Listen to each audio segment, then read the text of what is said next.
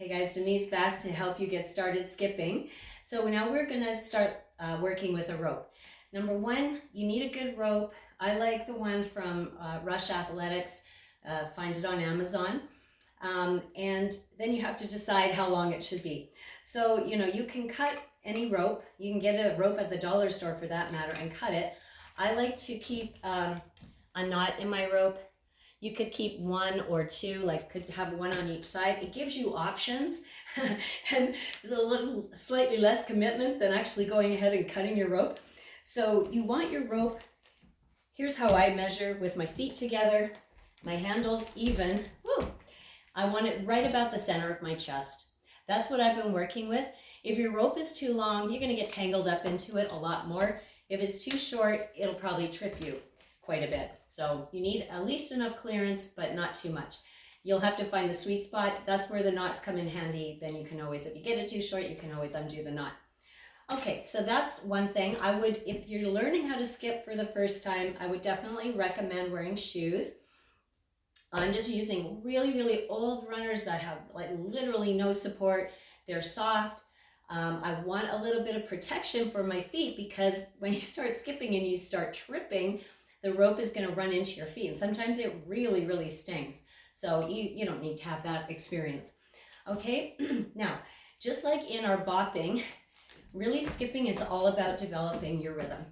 Okay, so you need to have that steady rhythm, so I would not recommend listening to music. Later on you can get fancy footwork and all that going for you, but not yet. Okay, when you're learning, you have to just listen to the rope. That's the key. Okay, so I'm just gonna get started and just show you a straight skip. Look at where my arms are. You see how my upper arms are tucked into my body, elbows bending, and I'm dropping my hands and flicking. Okay, so that's really important to remember. Arms in, drop the hands and flick. If your arms get out here from your body, again, you're wasting a lot of energy. Skipping is also about efficiency. All right, so here I am skipping. This is just a regular straight step. You want to make sure that your knees are not caving in, okay, like this. This might happen really naturally in your body, so you have to work toward turning your knees out a little bit without turning your feet out like that, okay? So you need those lateral fascial lines active. Okay, and then what I would recommend is bouts of 100. So you'll find that after probably, as you get to 70, 80, 90, you'll get a little bit out of breath. It's just perfect. So get to 100, take a little break, do something else, do some yoga pose, or anything, maybe something for your upper body. And then when your breath feels like it's settled down a little bit and you're ready to go again, you can do another bout of 100. Now, I just showed you the straight step. I'm going to show you the boxer step now. Remember how I showed you with bopping? Woo! We go foot to foot, foot to foot. And I'm making sure my knees are not caving in. I let my feet turn out ever so slightly so my knees can turn out. And then I flick, flick, flick, flick, flick. And I'm remembering that this is a vertical jump. So I'm thinking up, up, up, up, up.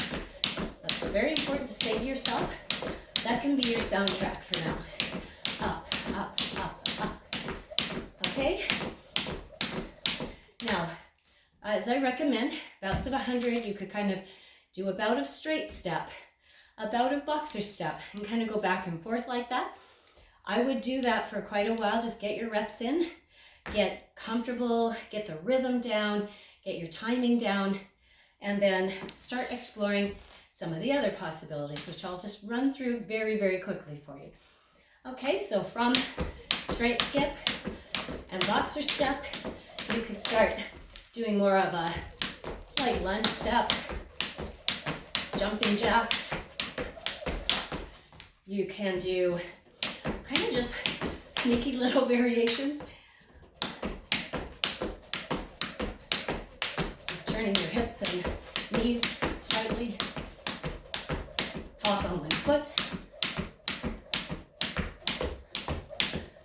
eventually get to single leg. So you see, these things just sort of grow one step into another, and you can get as fancy as you like.